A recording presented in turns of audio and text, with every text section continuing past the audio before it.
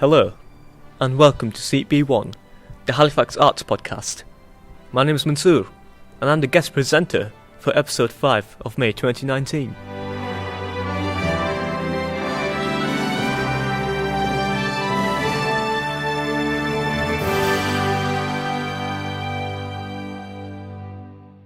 This episode is rather special, as we'll be dedicating the whole of the podcast to the topic of film and TV. This is to tie in with Halifax's newest arrival, the Up North Film and TV Festival, that's taking place at Square Chapel Arts Centre from the 3rd to the 29th of May. Our regular film experts, Jeremy Walker and Steve Archer, have this month been joined by fellow fan of the big screen, Judy Green, and will each be picking 2 films from the festival to discuss.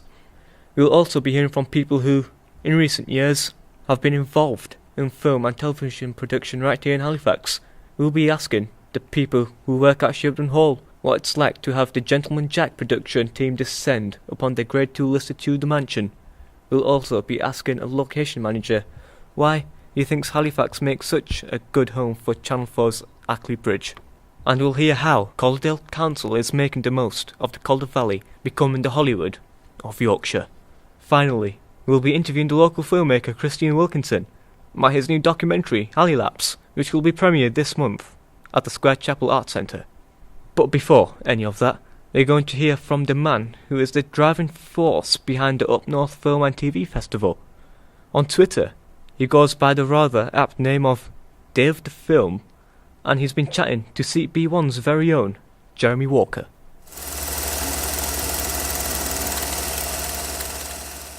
Hello, I'm Dave Garrett. I'm the film programmer at Square Chapel Arts Centre and also for the Up North Film and Television Festival happening this May. So Dave, this is the first film and TV festival at Square Chapel. How did it come about?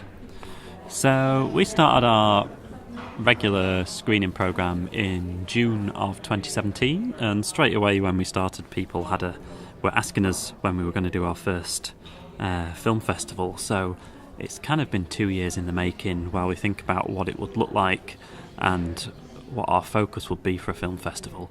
And so really it's come organically from customers and people in Halifax wanting to have a festival and us kind of wanting to dip our toes into something a little bit different. It's a nice mix of old and new films and a kind of mini festivals within it, like the Wilfred Pickles season. So what are some of your favourite bits of the festival? Yeah, so we decided that the way we would do a film festival, unlike some other film festivals that happen, there's about 700 film festivals that happen in the UK every year. We wanted to do ours more as a month-long celebration rather than a weekly one, so that people don't have to take annual leave. They can still go on holiday in May but still catch kind of 3/4 of the festival if they want to. So you'll notice that our film festival runs all the way from the 3rd of May through to the 29th. So you can really come to one event a week and still feel like you've been to a festival over the month. We then decided to split the festival into strands. So we have the North Remembered, which is very much a classic strand that's got all your Room at the Tops and things like that in it. Helen of Four Gates, which is the 1920s Cecil Hepworth classic. But then we've got a New Features strand, which is very much, as it says on the tin, for all those people that like their new films that are coming out, such as Pond Life and The Keeper. And then we have kind of strands of famous people, in inverted commas, that are coming along, people like Brian Blessed and Kay Mellor. Children's strands with Paul Chuckle and Fantastic Mr. Fox. So we've very much tried to split it up. So it's that terrible line when people say something for everyone, but we've tried to make it something for everyone over a long period of time, so that people can just dip their toes in and keep coming to different things throughout the month. And there are quite a few Q&As and people involved with the films coming to talk. What is your pick of those? We're really stacked, really, in that well over half of our events have got some kind of added extra with it in terms of either a Q&A with someone or short films beforehand or live bands with them or things like that. The one I'm probably looking forward to most, personally, would be Mark Herbert, who is coming along for our screening of Four Lions. Most people probably don't know who Mark Herbert is, but he created Warp Films, which are a Sheffield-based company that have pretty much made every cool film of the 21st century, in my opinion. So he's produced films like This Is England and Submarine. He produced Tyrannosaur, which Olivia Colman got her film big break in. It's kind of, if you look at the list of things that he's done, you look at it and think, wow, he's actually done everything. And he did Four Lions with Chris Morris, who's now bringing his new film out shortly as well. So he kind of is the man behind any film that's kind of a little bit cool and a little bit edgy. And he's a very proud working class Doncaster boy that is now kind of very rich man living in Sheffield. So he's coming along to do a Q&A alongside Four Lions.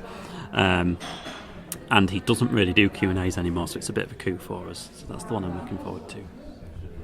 And talking of that, we've also got Henry Normal, who's also got an incredible catalogue of TV shows, and John Shuttleworth coming as well. Yeah, I mean, Henry Normal is probably one of the nicest men you'll ever speak to. When we first got in touch to book him, I was on the phone with him for about an hour and a half, and he just wouldn't shut up, but in a nice way.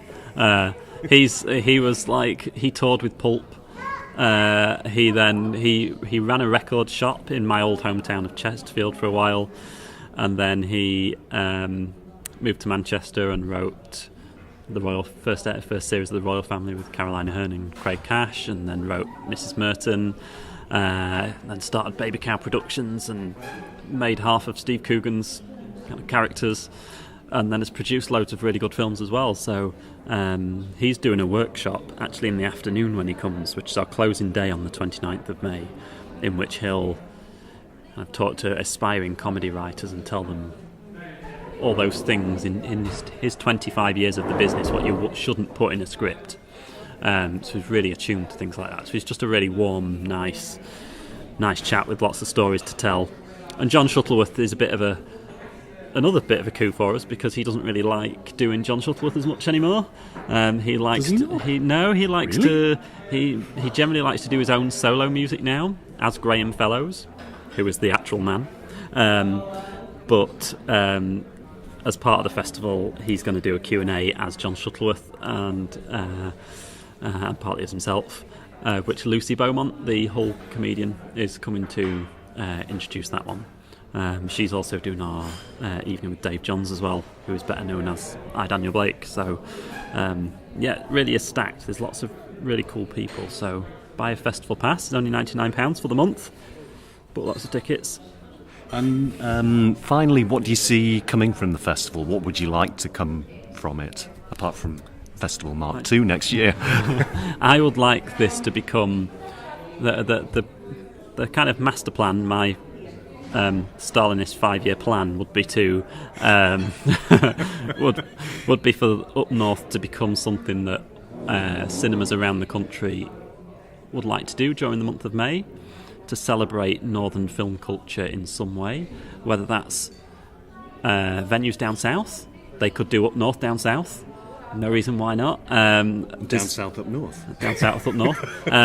There's already a few venues that are kind of interested in doing things next year. We'll possibly look at doing some Q&A tours around other venues like Square Chapel next year. So hopefully it becomes just every May each year becomes a time where we can just enjoy and reflect on some of the films that have come out of the north since the birth of filmmaking, really. The festival consists of over 50 events, films, Q&As, talks and workshops, and even a few gigs. For a full list of everything that's taken place, you can, of course, consult the Square Chapel website or pick up a special Up North brochure from the box office. Unfortunately, we don't have the time in this podcast to discuss everything, so we asked our resident trio of film experts to each pick 2 films to discuss. The first person is Jeremy.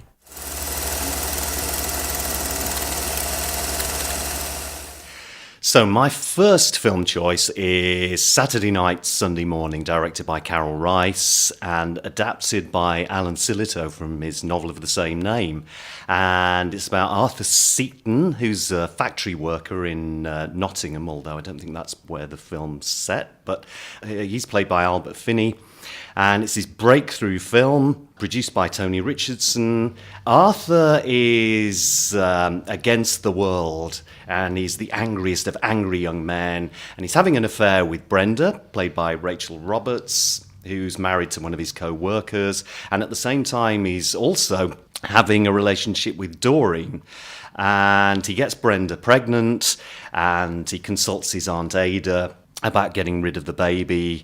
The music is a fantastic score by John Dankworth. And so it's an absolutely classic film. My first encounter with this story was basically from reading the novel, and that always makes me a wee bit on the cautious side, because sometimes the characters, the atmosphere doesn't live up to your own imagination. No. But in this particular occasion, I thought that Albert Finney was absolutely brilliant. He was pretty much exactly what I imagined. I thought the same of a lot of the other characters. I thought Aunt Ada was wonderful. Loved that character. I thought some of the others, the other women in particular, were slightly stereotypical. But Aunt Ada and Arthur Seaton, I thought, were brilliant characters. To be honest, their accents were slightly dodgy at times. Hilda Baker as Aunt Ada was fantastic. I really enjoyed her. I thought she was fantastic.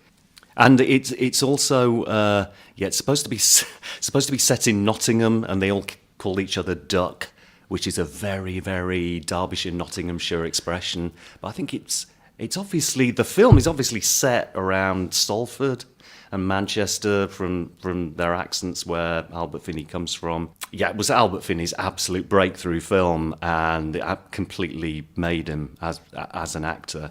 It's probably the most remembered of these angry young men films, I would... Yeah, I think anti-establishment... Steve's going to disagree? No, I'm not going to disagree at all. Anti-establishment has become a phrase which is used again and again, but I think this is one of the films that created that phrase of working-class hero, self against the world. Yes, anti-hero. Anti-hero. He's the most anti of anti-heroes. Yes. He's not a very likeable character, really, is he? Well, he thinks he can talk himself out of any problem. He can lie, and he can fight physically. By confrontation. Confrontation and conflict. Yes, I think that is Arthur's way of living. We begin to think, is he ever going to escape from being trapped in this? It's a tricky one to Probably not, but he's going to fight against it until something happens. Because actually, his co-worker, whose wife he's having an affair with, he's quite boring, but he's quite a likeable character, and he's trying to make something of himself, and he's not anti everything and fighting against everything. Whereas Arthur's quite unpleasant, really, at times. Yeah, I also feel that although obviously the film comes to an end, it's sort of, there's plenty more story to tell. There's a lot further in the future. Yes. And you feel it's not going to be good? No, with Arthur? Not necessarily. It's definitely going to have its ups and downs. Probably I don't downs. think anything's resolved at all. No, especially with poor old Doreen. She's going to have to put up with a lot. Yeah, and I don't think Arthur is a very grown-up person. How he will cope with fatherhood. No. It's another kettle of fish. He'll probably run away, I'm guessing. But the fact that they're looking at nice, new little houses, I think is going to put the fear of God into Arthur. That Albert Finney, as a person, or his character Arthur, they're beginning to think, this is starting all over again. My mum and dad, who I can't stand, could be me. Could be me. Yeah. In years to come. Yes, his opinion of most of the people around him is that as he puts it, the bastards have ground them down, and that's not going to happen to me. I know we've talked about this being the first of the angry young men films. This is one of the earliest I can remember of the the sort of lower class northern films, as opposed to everything being either middle class or Downton Abbey-ish or Yes. southern, basically.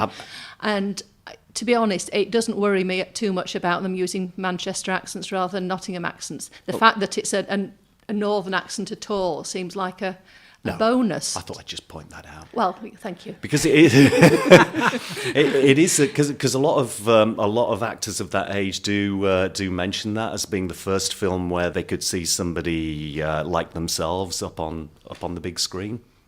And we mentioned the fact that it was one of the first films that broke the rule about having 1 foot on the floor when engaged in a sex scene. Just like a snooker player in a slightly different context must have 1 foot on the floor. Finney was told initially that he ought to have 1 foot on the floor when involved in any kind of sex, but they broke the rule and started a whole new ball game. So, Pond Life, directed by Bill Buckhurst and adapted by Richard Cameron from his stage play of the same name. And it's set in a mining village near Doncaster in 1994. The pits have just closed down, and it's about a group of young people who ostensibly are trying to catch this giant carp, mythical, possibly giant carp, that lives in the pond. And most of it, we hear about the characters' backstories, and gradually we find out deeper things about the characters. But it's their character studies about the young people in this mining community. I loved Malcolm, played by Angus Imrie. Any Archers fans? He plays Josh Archer in the Archers, and Pogo. Fantastic character played by Esme Creed Miles, who is now starring in a huge series called Hannah on Amazon at the moment. Seen that. Hannah, brought up in the forest. Yes. A mystery girl being pursued by the CIA. Yes. Who knows? But this is... So she's going to be she's now a massive star. Already, she's a star. Esme Creed, who plays Pogo, as you said. Pogo's having to live with something which she suffered in an earlier time. Yes. I don't think we want to go into detail about that, but it's affected her greatly. Yeah. And her mental health. Her mental health, and her mum too, Yes. a single mum, is struggling with keeping things together. So that is an important subplot. She's looked after. I think looked after is probably the right phrase, by an elder brother figure who is Trevor, played by Tom Very.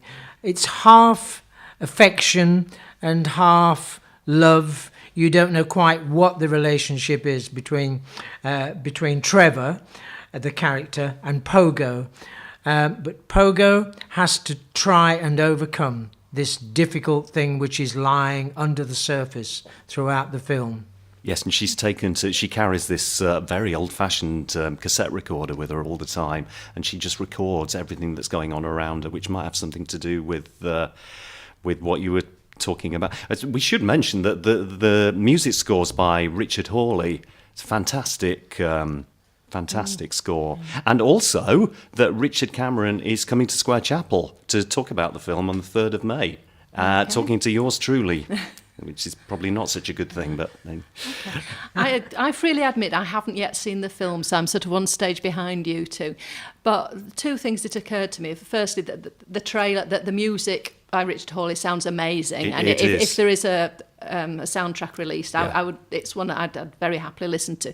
The second one, I've got the impression that they were trying to protect the fish rather than... Yes. I didn't think that the catching of the fish was something that everybody wanted. No, and it's kind of a metaphor for looking for a better life, and does this life exist, and if we catch it, what are we going to do with it, etc. It's that kind of feel. The music kind of establishes the atmosphere of the film, which is very sunny and uplifting. Yeah. In most respects. It really doesn't. Sorry, I was going to say it really doesn't sound like much happens. I think things have happened in the past and they are going to happen in the future. But this sounds like a sort of snapshot of time. The actual plot is fairly slim. of the story. It's a very much an ensemble character piece. It's about growing pains. Yes. Changing from being a young person to being an adult. Two young lads confronted by a billboard featuring a full-bodied young girl are struck dumb in awe when they... Well, it's a bra advert. Go on, Yes. let's not...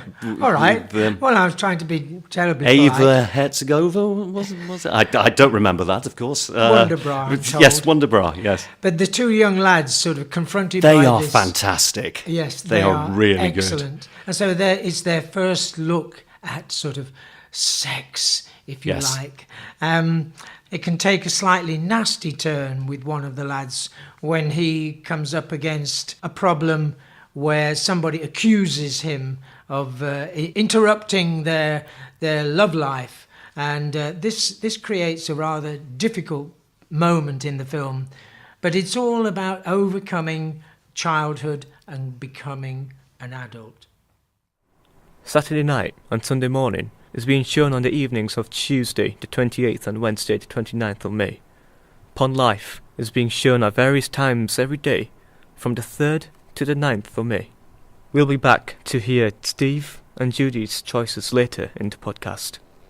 Halifax and the Calder Valley have, for a long time, attracted film and TV production companies to set up their cameras and shout action. Room at the Top, The Sporting Life, Brassed Off, and In Loving Memory, amongst many others, have graced the cobbles of Calderdale. But in recent years, the area has seen a surge in interest from filmmakers keen to base their productions right here on our doorsteps.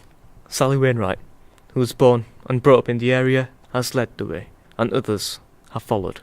But what's it like having a film crew take over your place of work? What does the film industry think of Halifax? And how is the council building upon our exposure on the big and small screen? We spoke to Lynn Grady and Christopher Sewell from Shibden Hall about their experiences of working with the production team of Gentleman Jack.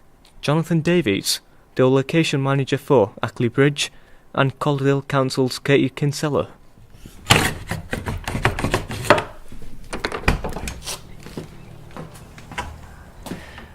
Hello, I'm Lynn Grady and I'm the Visitor Services Manager for Calderdale Museum Service.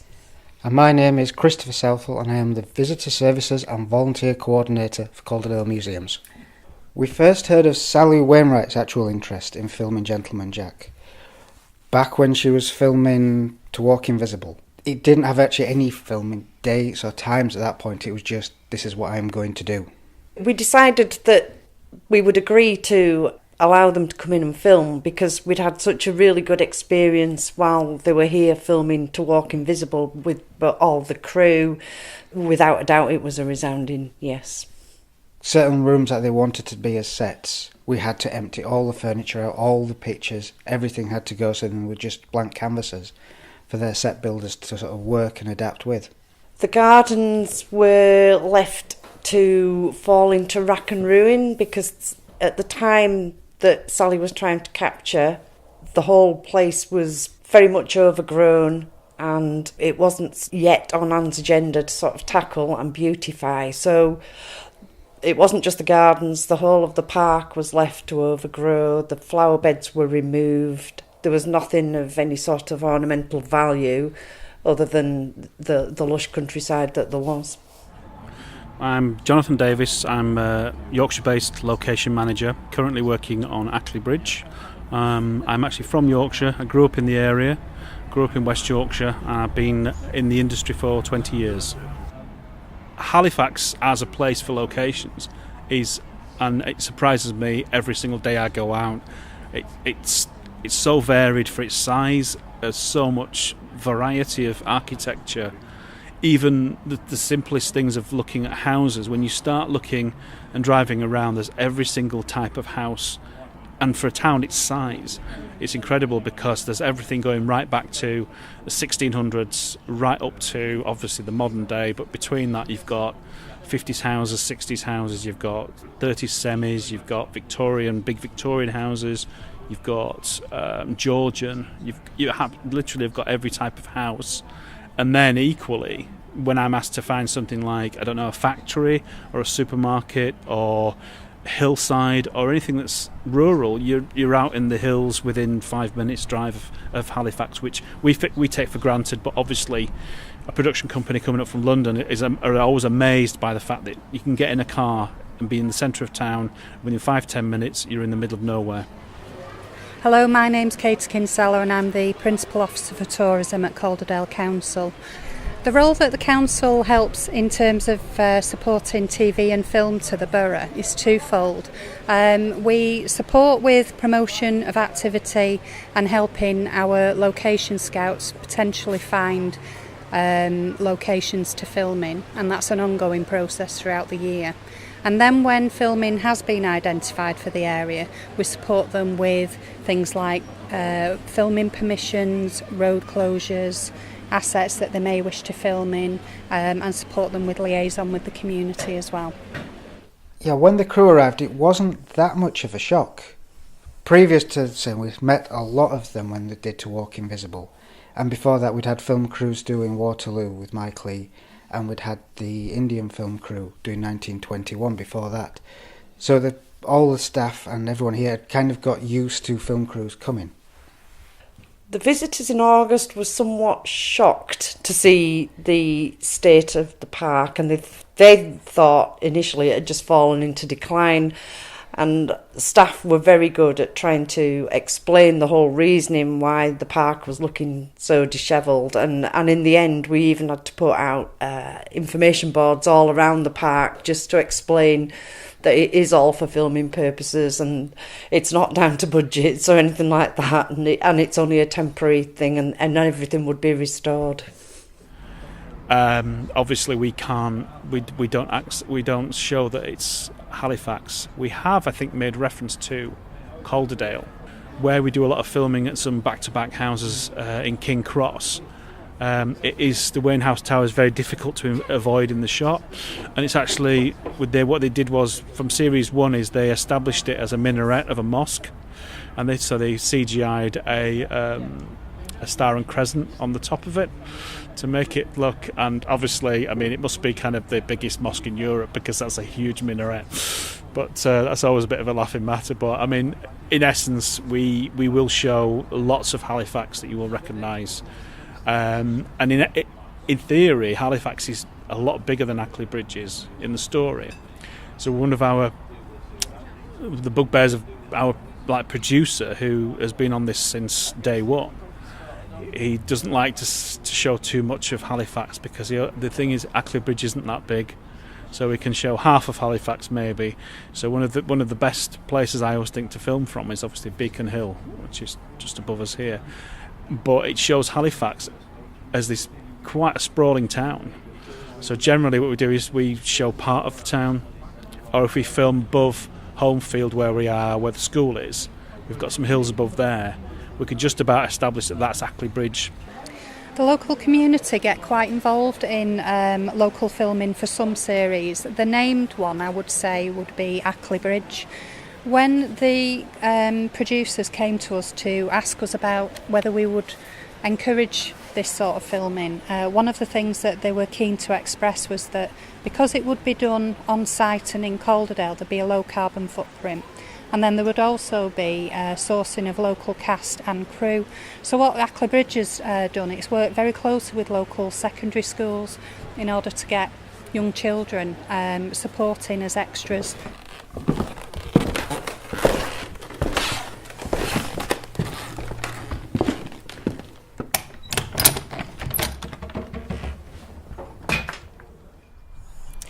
So we've just come out to the courtyard, and I'll just explain some of the alterations that they made for the film set.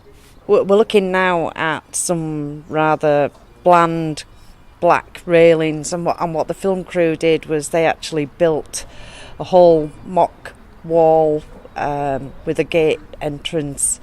They gravelled the courtyard. We had a false porch put onto our side door that just looked as though it had always been there. We had a big dog kennel off here to the side of the porch. Everything that's modern was covered up with fake walls and tape and things like that, and you can even see Even things like the lightning conductors, they were painted to match the walls so that they just blended in on camera. They went to an amazing length to make sure that the hall looked as it should have been in its day when Anne was here. Everywhere you look, 360 degrees, the designer is looking 360 degrees, the director is looking 360 degrees. If there's anything within that, that's that kind of scope of a shot that's non-period, then that location won't work. Or there are things that can be done, obviously, but generally it's harder to find period locations because they have to be standalone period locations. But saying that, conversely to that, the interesting thing is sometimes doing period drama can be easier than doing contemporary drama because you're very limited to the amount of locations you can use or find in an area. So you know that it's not going to be a needle in a haystack because there are only so many 1600s properties, there are only so many properties or landscapes or areas that will work for, say, Gentleman Jack, because there's so many things you can't see, and also those properties are quite scarce. Whereas with Ackley Bridge, it is a little bit of a needle in a haystack if you're asked to find a flat, a house for somebody, because if they say though they live in a council house, you could be potentially looking at 200 houses, whereas if it's Shibden Hall, then there's only one Shibden Hall. The council's keen to exploit the opportunities that filming and TV presents because there's so much going on in the area and it's worth a significant amount to our local economy. One of the things that we did a few years ago on the back of visitors coming into Hebden Bridge Visitor Information Centre and asking where specific locations were filmed for the Happy Valley series was to create an online and hard copy film guide. That's something that we're going to be repeating on the back of Gentleman Jack with a Gentleman Jack focus, because it's important to make sure that our local businesses that have taken part in series that have been filmed on location actually get a piece of that pie. As a result of the production, we have actually been able to address some issues around the hall. We've been able to update furnishings to actually then be able to sort of reinvest in the house has been a real luxury and a real pleasure, and it's nice to see our rooms redressed. We've been able to improve the whole aesthetic outside the hall, to remove a lot of the greenery around the hall and actually clear all that so that the hall stands proud and isn't cluttered by vegetation, so it's giving it that much cleaner look for visitors. So I think generally, all in all, the place is starting to look a little bit more cared for and a little bit more of a more professional package for visitors that are coming. The things I'll miss mostly about Halifax when I sort of move on to my next project are, and I was thinking about this the other day, was so this is series 3 of Ackley Bridge, so I've spent 3 years off and on getting to know people in Halifax, getting to know streets, houses, people. I've built up a very big sort of network and sort of a cheat sheet, if you like, of Halifax, so I can go to people and know what I need to do. Now, if I was never to film in Halifax again, that would be really frustrating, because I've spent 3 years building up a massive library of images of Halifax, and also obviously getting to know hundreds of people. Was I never to have filmed in Halifax again for whatever reason, all that would be it would just disappear, and it's quite, that's a bit of a wrench for me, because if Ackley Bridge wasn't to go to a 4th series, then I would hope that something else would come to Halifax in its place, and I would hope that I would get the job. Is it true to say the Calder Valley is the Hollywood of Yorkshire? Yeah, why not? I would say that there'd be many people in Hollywood that are envious of our location, our landscapes, our gritty dramas. I certainly think we're a force to be reckoned with, yeah. The first episode of Gentleman Jack will be broadcast on BBC One in May, and Ackley Bridge returns to Channel 4 for its 3rd series in June. Time to return to our film reviews, and it's Judy Green's turn to pick 2 films from the Up North Festival that she thinks you really shouldn't miss. I'd like to introduce the film Sightseers, which splits the time zones that we've been talking about. It's not one of the very early ones, and it's also not one of the recent ones. It was made in 2012, and it was directed by Ben Wheatley. It can be classified, insofar as it's classifiable, as a black comedy. Though I've seen an interview with Ben Wheatley in which he described it as a rom-com, and I would frankly dispute that. I think it says more about Ben Wheatley than it says about the film. It is a very, very black comedy, but though it is admittedly about a nascent romance. The two main characters have just got together. There's very little backstory of any description, and the story starts when Chris decides to take his new love, Tina, who are played, by the way, by Steve Oram and Alice Lowe, away for a holiday. And his idea of showing a girl a good time is to whisk her off in a caravan and to show her the delights of the Pencil Museum at Keswick, the Tram Museum at Christchurch, and other similar places in the British Isles. This actually works pretty well as a travelogue. It's wonderfully shot, the countryside looks beautiful, and they see some amazing places which would make you want to go yourself. If it were not for the rather strange character of Chris, the fact that Tina, in order to impress her new boyfriend, joins in slightly over-enthusiastically, it might be said, and absolute mayhem ensues, and Jeremy's nodding at me. Yes, well, whenever anybody gets on the wrong side of Chris, he has his own rules for dealing with them, which are very severe. He kind of dispatches them, basically. And after a while, Tina decides to join in with this, but he has his own rules and regulations for deciding when people are dispatched and when they're not. And he doesn't like it when Tina joins in, and he thinks she's doing it for the wrong reasons. You would think that every reason was wrong for doing this, and you could say Chris is absolutely nuts about caravans, so I think this says a lot about caravan enthusiasts. It's sort of disguised. My best friends have caravans. Well, exactly. Do they indulge in a spot of homicide? But on a one level, it is two nerds dressed as sort of literally as anoraks, yes. doing very nerdy things. On the other, it's a complete killing spree. It starts off with a poor innocent dog and just goes from there. And to be honest, I lost count of the number of bodies by the end of it. But you sort of almost laugh and gasp with horror at the same time. Yes, because the two things are diametrically opposed to each other, and you can't bring them together. These are two completely different films. What's going on? And also the sheer realism of the way that this is set. I mean, the two characters are played by Alice Lowe and Steve Oram.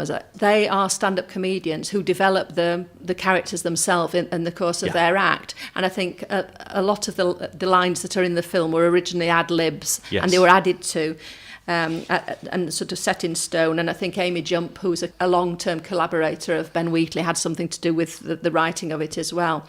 So they don't so much act it as inhabit the characters. They are the people. And you can see the developing relationship, and you can see how... I think it's very believable how they move from just being boyfriend and girlfriend in a caravan to being Bonnie and Clyde. Yes. I think the point about Chris is that he insists, he's very resentful towards people who don't play by the rules of society. People who are litterbugs, people who are rude, people who are self-absorbed.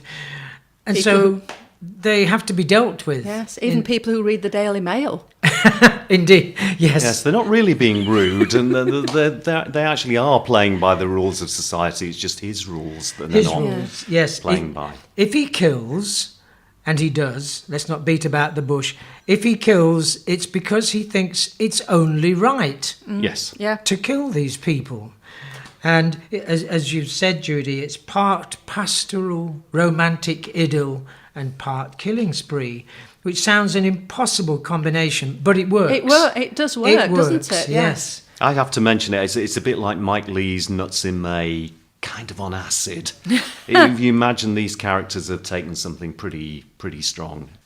People are constantly being pushed off things, run over, etc. In fact, they they get a dog later on. They name it after the dog they previously killed. Yeah. Don't they? Which Yes, and the things get beaten to pulp on a fairly regular basis. Ben Wheatley has got a reputation for this. His previous film to this was Kill List. Tina begins to emulate Chris, because she thinks, well, you know, if he can, I can. And Chris is slightly unhappy about the way that she operates. Very unhappy, yes. I think, Look, I do it for a good reason. Yeah. You're just killing people, you know, and this is not in his rule book. no. I think at one point it actually tells her that she's meant to be the muse. He's meant to be the action person. She's the muse. It's a bit like kind of Ian Brady, Myra Hindley. It's a sort of thing, isn't it? You can imagine this happening with them. The somehow. Moore's Murders as a comedy. Yes. Yeah, Let's go to the Pencil Museum, Myra. Yes. I really don't want to give away too much of the story, because I think Well, not the ending. certainly not the ending. No. It is worth watching the whole film, and there's only 90 minutes of it just to get to the end, to be honest. But this is a film I've seen twice before, and I always enjoy it. I always laugh at the funny bits, and I always gasp, and because you've almost forgotten the horrific bits as they happen, and it is worth waiting till the end. From there, I would like to move on to another sort of northern film of a very similar vintage, really. This one's from 2009, so it's only a couple of years earlier. It's called Looking for Eric. And again, I have personal reasons for enjoying this. The Eric in question, to be fair, there are two Erics. Eric Cantona, who's being sought, but also the main character's Eric Bishop, who is a postman, and he's looking for himself and he's looking for Eric Cantona. And I keep wondering how much my knowledge of football, Manchester United, the cult of Eric Cantona affects my watching of this film, because my family were very, very much into this at the time. I even have a grandson with Eric as a middle name, and I don't think it's entirely a coincidence. The basic story is that Eric Bishop is in a crisis when we meet him. You actually first come across him driving the wrong way around a roundabout, trying to kill himself. And the trajectory from there is up, which means that for a Ken Loach film, it's relatively cheerful. I mean, it starts at the bottom and sort of works its way up. Yes, it's directed by Ken Loach and written by Paul Laverty. This isn't their normal thing. I suppose we should mention that Steve Ovett and Stephanie Bishop are coming to Square Chapel on the 4th of May. Absolutely. To talk about the film, which should be really interesting. I'm guessing you'll be there, Judy, listening to what they have to say. I will be very interested to hear what they have to say. Yes, it's a very loving film about this postman and how his work colleagues rally round him. Yeah. They're wonderful friends, and also the football supporters are wonderful to him as well, and they get his life turned round, although it does have some scenes that are the normal Ken Loach savage comments on society. It's a mixture of fantasy, because although we see quite a bit of Eric Cantona, he's not there. It's Cantona in his imagination, isn't it? Well, who becomes real. Yeah, Is it? I think that's introduced quite well. I like the fact Yes. that I love the scene where they're all doing that. They're all reading from the self-help book, and they've all got to imagine somebody. Brilliant. And our Eric Bishop, wants to look at the world through the eyes of Eric Cantona, and then he finds his stepson's weed and smokes that a bit too much of that, and the real Eric steps out of the poster on the wall and begins to be his life coach, in effect. That and the sort of Greek chorus of the postmen, who are wonderful. They lift the film whenever they're there, just help him move in the right direction. They sort of rekindles links with his stepsons, with his daughter, with his granddaughter, and with his first wife, and everything starts to fall into place. It almost sounds like a feel-good film, but there is a but, because the introduction of a gun in his home without giving anything else away, I think it's important to say that this changes the tone of the film. When this gun is discovered, without saying anything more to elaborate, the whole sort of feeling of the film changes from being a light-hearted, happy film in a strange way. If his life can ever be happy, you enjoy watching it, and suddenly you sort of take a step back because you think, it's not such a feel-good film after all. Yeah, his son has got in with one of the local petty criminals, and he's storing a gun for him. And I mean, you could say the way that they solve this is slightly. It's about as strange as Eric Cantona appearing in his house. And strange for Ken Loach as well. It is such a wonderful scene. It does look great. Yes, it does look really fantastic. It's probably one of the best scenes in the play. But the Manchester mafiosi aren't pleasant. No. And it's not a good thing for the stepsons to be involved in. No. Ken Loach decides to take the view that we can have a crazy climax where we're almost laughing instead of being horrified by the violence. It is violent, yeah. But in real life, perhaps it would be very different. Although they do say, don't they, that what would really get to him? What would we can't be.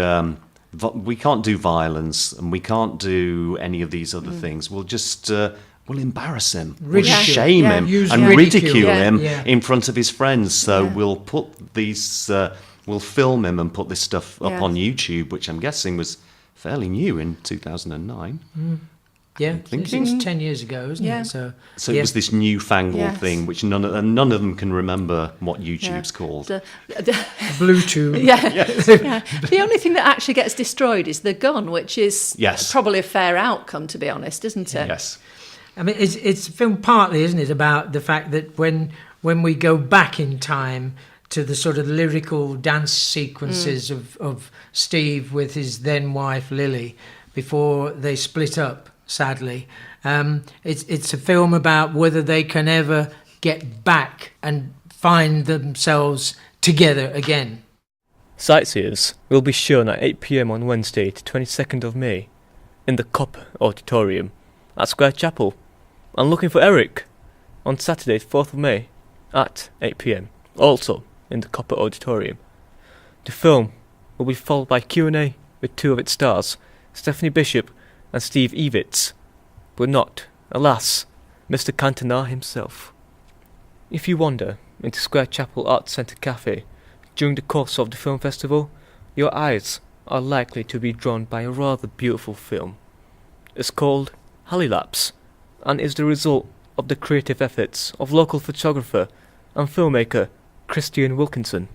A few days ago, he sat down with Andrew Sykes to chat about his unique and very local film.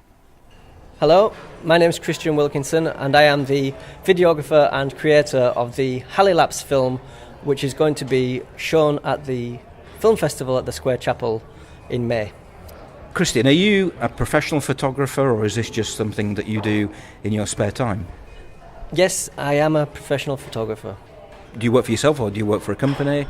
No, at the moment I work for SCS. We photograph all the room sets, and that's a new job. Prior to that, I worked for Prodotto, which is a big commercial studio, and I started off as a ships photographer. And how did you originally get into photography? What made you start thinking about, a career in photography and film?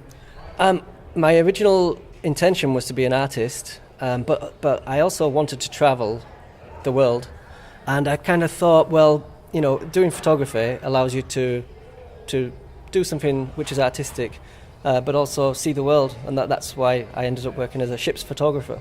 Can you explain what Halifax is for people who perhaps have no idea what it is? Yeah, Halifax is a time-lapse film which travels all the way through Halifax and the Calderdale area, which starts off in spring and follows through to all the seasons, summer, autumn, winter. And it also includes quite a lot of astrophotography and nighttime shots, and also a lot of wildlife. And how did you come up with the idea of making that kind of film about Halifax to begin with? Well, I'm very passionate about photography and film, and over the years I've just been getting out with my camera, and I feel so lucky to live in such a beautiful area. So it began life as a lot of astrophotography and nighttime shots, and then I thought, I've got enough footage here to make a film, but I needed a narrative. So that's why the idea of filming around Halifax throughout the seasons came into it, so that you have a story. Can you just talk through the techniques that you use in order to make those time-lapse sequences particularly? Yeah, well, there's two ways that you can go about making a time-lapse. One is to do it as a series of still images. So you literally take your camera and you shoot, let's say, 100 frames, and then you put them together in Photoshop and then you speed it up. That's really the proper way of doing it.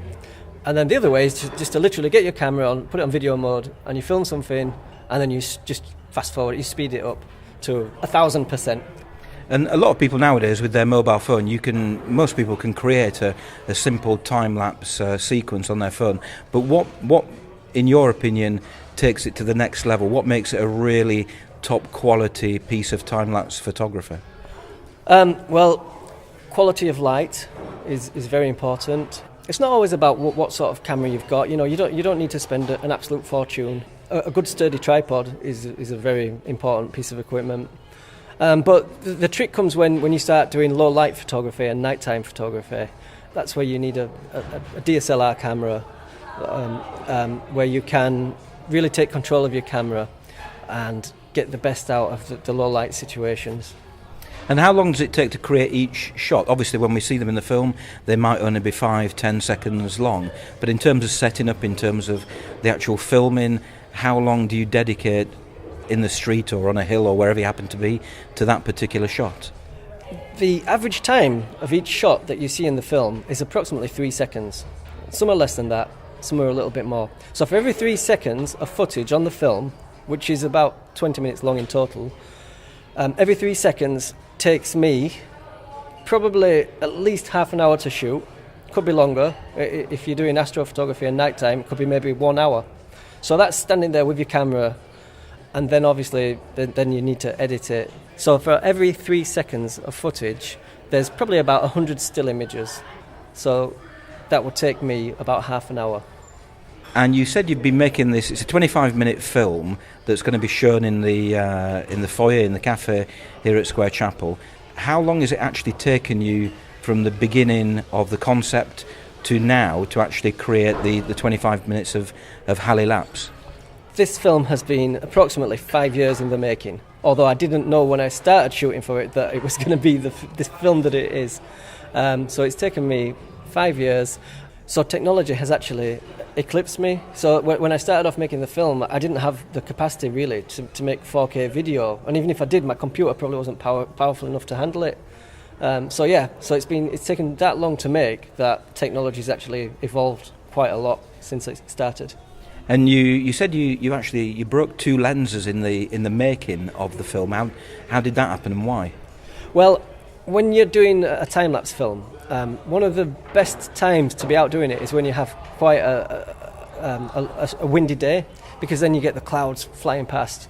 And so those are the times when you're likely to be out filming. And I was filming on Savile Park Moor, and it was a really, really strong wind. And my camera just, the tripod went over and the camera went face down, and that's actually happened twice. So it's cost me 2 lenses. Any other strange stories over those 5 years of making the film? I was filming in a field once, a skeleton tree at night, and it was about 12 o'clock at midnight, and all of a sudden, out of nowhere, I heard this horrible noise. It was really quite scary because I was on my own, and this little animal was running around, and it was snarling and barking, and it turns out that it was a badger. But it really scared me, so I packed up my stuff and I quickly ran off. And in the process of doing that, I lost my house keys, and my wife was away in Bulgaria. So I was locked out of my house, and I had to go to work the next day wearing muddy clothes. It's strange that you should mention the badger, because there is quite a bit of animal life in the video, isn't there? There's lots of wildlife. So Wildlife, yeah. That's what I should have said. That's what it's called. Animal life, wildlife. That's right. Yeah. It's surprising how much wildlife there is around here. Obviously, that there I've mentioned badgers, but in the film, I've got kingfishers, I've got herons, I've been filming short-eared owls at the top of Halifax near Wainstalls, and deer. I've got some deer on the video. So yeah, lots. And are they filmed using time-lapse techniques, or are they just normal video? Generally, the wildlife shots are just regular. It's just regular video. I haven't speeded most of them up, although a couple of them have been. But it's quite nice every now and again to have a break from time-lapse. So what I've done is I've used wildlife and some aerial photography shots just to sort of give people's eyes a bit of a chance to reset, because it can be quite a lot of information to take in. Yeah, there are some really beautiful, of the clips that I've seen, there's one particular one where the drone has been hovering next to Wayne House Tower, and you get a beautiful shot down the Ryburn Valley with the sun setting in the background. Did you do the drone shots?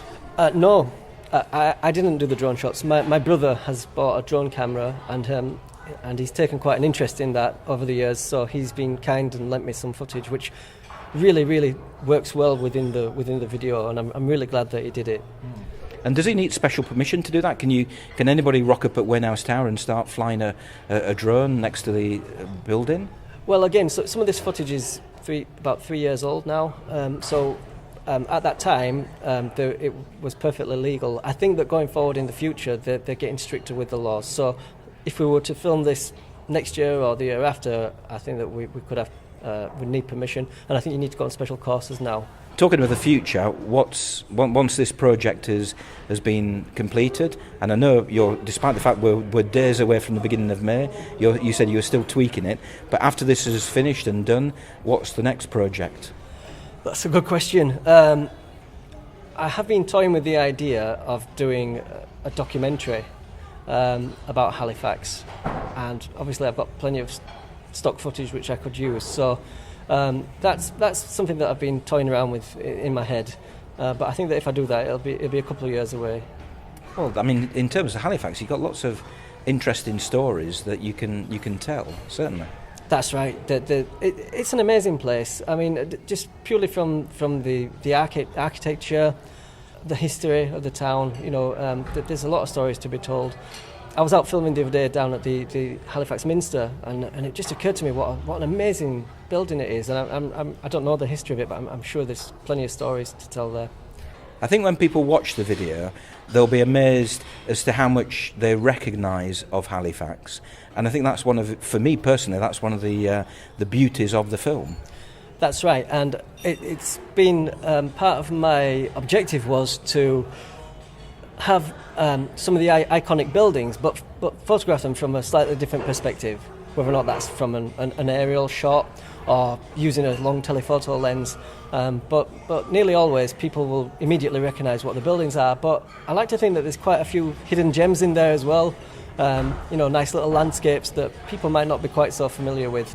So just as a reminder, it's going to be shown in the Square Chapel Bar throughout the duration of the Film and TV Festival, so from the 3rd of May until the 29th of May, or they can see a short clip of it on your website. Can you just remind us or give us the details as to where they can find you online? Yep, so my website is www.halilapse.co.uk, and on there you can see the 4K advert, and also you can people can see the still images, because obviously for each part of the film I have associated images which are available to buy, and there's also talk that I might be putting it on DVD at some point. I thoroughly recommend that people go to your website and have a look at that 3-minute video, because I guarantee it's such a beautiful thing. I guarantee people, as soon as they've seen it, will want to see the full thing, and will be coming down to the Square Chapel Bar to see the full 25-minute version when it's shown here in May. So thank you for that, and good luck with your future projects. Thank you very much. It's been a pleasure. You can watch Christian's film Halifax from the 3rd to the 29th of May in the Square Chapel Arts Centre Cafe. It's now time to eavesdrop back into the conversation of our film experts Jeremy, Judy and Steve. And this time it's Steve who's chosen his 2 must-see films of the festival.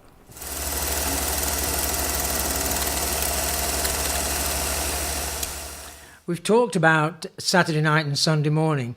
At a similar time, 1961, the film Taste of Honey, written by Sheila Delaney, was first put on the screen.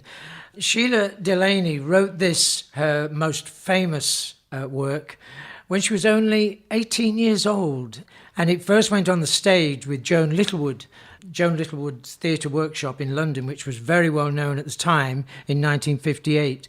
Followed by Broadway productions, and the play itself, A Taste of Honey, has been produced and directed and performed year after year after year from 1958 right through to 2018, because I was looking at that, wondering whether it had died, but it's never died because it's retained its relevance. She throws everything at this play. From her 18 years of life experience, she then confronts class, culture, deprivation, race, homosexuality, teenage pregnancy, alcoholism, single-parent families, gender issues, the lot.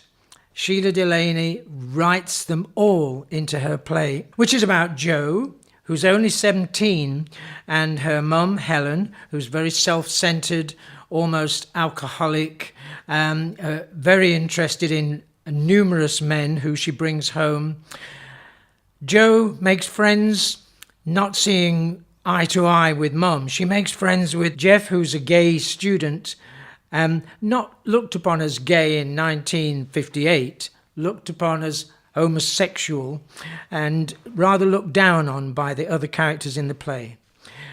Jo is pregnant at the time from a black sailor, all the combinations that you would fight against, but she confronted all of them, and that's why this has become such a famous story on film and on the stage. Given that she was so young at the time she wrote it, do you think she knew anybody that had been through something similar? Because she said it was semi-autobiographical. It does have that sort of ring about it, doesn't it? Because the girl must have been about the age Jo that is she 17, was when she was. Yeah. It can't have just appeared out of nowhere. She must have been thinking about it. No, and her mother, wonderfully played by Dora Bryan, keeps saying to her, "Don't make my mistakes. Don't follow the path of my life. You'll regret it." But she kind of inevitably does. And it's very interesting because the only really satisfying relationship she has is with Jeffrey, played by Murray Melvin, and they really get on. They set up home together, and it's a really wonderful relationship. But then her mother moves back in, and he feels he has to leave, and we see him at the end, kind of in the shadows, which I think is a very metaphorical way of this is where gay people were at the time. Just a couple of interesting side comments. Mum's boyfriend was played by Robert Stevens. Yes, the great Robert Stevens. The great Robert Stevens, whose son Toby Stevens now takes the stage in many a macho role. I did read that the first choice was not Rita Tushingham. The first choice was Audrey Hepburn. Really? Oh, that would have changed things. I well, think that would have changed things. It would have the whole play. Dynamic, terribly. It? Yeah.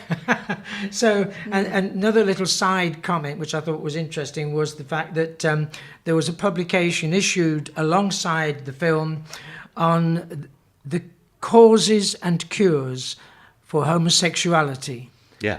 Which at the time people were very, very concerned about this. Well, they are today. Yes, well, I don't know. This is still going on in America, isn't yes. it? They have classes for trying to cure people. Try to get the demon out of them. Yeah. I'd just like to mention that I don't know what you two felt about it. The music, which I felt at times was fairly intrusive, inappropriate. It wasn't at all like Saturday Night, Sunday Morning, which has a great jazz score. This was almost like an Ealing comedy score. What is the composer that have they seen the film? It really annoyed me. I have to say, I wasn't terribly aware of it. I don't know whether Right. it's just something you picked up on. Do you think? I mean, do you think that? Yes, I agree with the comments about the music. I think Yes. it was because I watched it after Saturday night and Sunday Which morning, has and that was such a very great appropriate jazz one. score Yeah. I didn't think it was appropriate. Did you? Do you feel that some of these films, like Saturday Night, Sunday Morning, and Taste of Honey, the fact that they're in black and white, does it matter? No, not to me. Not Not necessarily. at I mean, No. I think people work with what they work with. But recently we've seen Cold War, for example, which is in black and white, and it Yes. was wonderful. Yes. And so I think Exactly, it can be yes. done for effect. And a bit of me objects to it if it's Northern Grit and it had to be in black and white. I think that's a bit No. stereotyping. No, but I was actually, just watching it, I was surprised at how modern it was, because I was expecting it to be very dated. Yeah. And the performances were really good. Yeah. I thought Dora Bryan was fantastically funny. yeah. Some of these great witty lines that she's Yeah. given, she does fantastically well. My favourite part of her was right at the beginning. She's doing a runner from a flat, Yes. clambering out of a window, wearing a most elaborate hat and a pair of high heels, which sort of pretty much summed up the feckless mother thing. Yes. So it is a great example of kitchen sink working class drama, which has become a cliche. But at the time, it was the first time that phrase was mentioned. It still has things to say to us today. Absolutely. Finally, a look at Eaten by Lions, which features Omar, a young Asian lad played by Antonio Arquiel, and Pete, played by Jack Carroll, who in fact is a local Hipperholm lad who does have cerebral palsy in real life, and he takes that into the film. It never intrudes into the story. It's just part and parcel of his life, of course.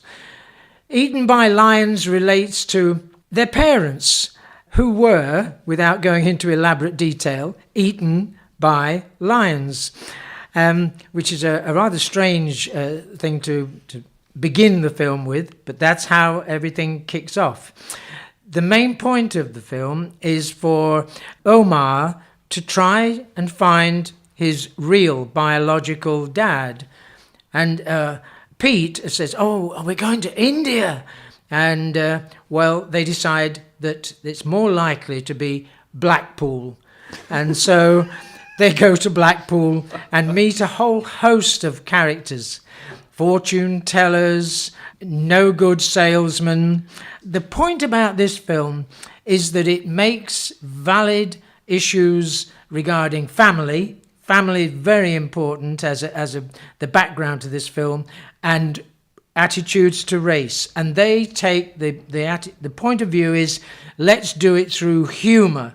And it really is a chuckly, feel-good film throughout. It's a nature versus nurture thing, isn't it? It's a bit like A Taste of Honey, in that if you haven't got a functioning biological family, you go out and either search for one, or build one of your own, or find a unit to live within.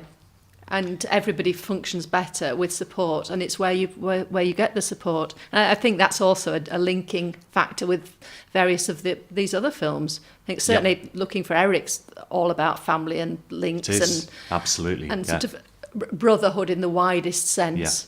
Yeah. And they meet all sorts of British comedy stalwarts, like the racist aunt and uncle played by Vicky Pepperdine and Kevin Eldon and Johnny Vegas, and the wonderful Asim Chowdhury from People Just Do Nothing and the TV, incredibly funny. We have to point out that we've just seen the trailer for this film. Yeah, and the reviews. And the reviews. I have read umpteen reviews, and I haven't seen one that doesn't say it's very, very funny. So that to me is a good thing, because normally you get somebody who's arguing against the grain. For Peter Bradshaw in The Guardian gave it 4 stars and loved it, which is good man. Yes, which is quite amazing, really. Yeah. The whole point of this film, I think, is to make us laugh with the characters. We're not laughing at them, we're laughing with them. And there are so many funny episodes. It might be old-fashioned in its style of humour. It might be sitcom-based in the way that it's written, but it's great to watch, very entertaining, and a very likeable film. And also, going back to the Peter Bradshaw and the Guardian thing, if we're taking critical values, I think certainly the two films that I looked at, Sightseers and Looking for Eric, were both 4 stars by him. And I think the overall level of achievement and the level of critical acclaim for all 6 films has been of a similar calibre, hasn't it? They're all very watchable films, but critically acclaimed. A Taste of Honey is being shown at 2 p.m. on Sunday, the 19th of May, and Eaten by Lions on Friday the 17th, Sunday the 19th, and Tuesday the 21st of May. Check the Square Chapel Arts Centre website for full details. And that's it. Congratulations to everyone who has made it this far. The credits are about to roll, but don't leave just yet. You never know what might happen at the end. Thanks to everyone who has helped put together this special Up North episode of CB1, the Halifax Arts Podcast. Dave Garrett at Square Chapel, Leanne Gradby and Christopher Southall at Shibden Hall, Jonathan Davies from Channel 4's Zackley Bridge, Katie Kinsella from Calderdale Council, and the filmmaker Christian Wilkinson. Thanks also to our regular film pundits Steve Archer, Jeremy Walker and Judy Green. Andrew Sykes was the occasional interviewer. My name is Mansoor, and I've been your guest presenter for episode 5 of CB1, the Halifax Arts Podcast. Thanks for listening, and until next time, goodbye.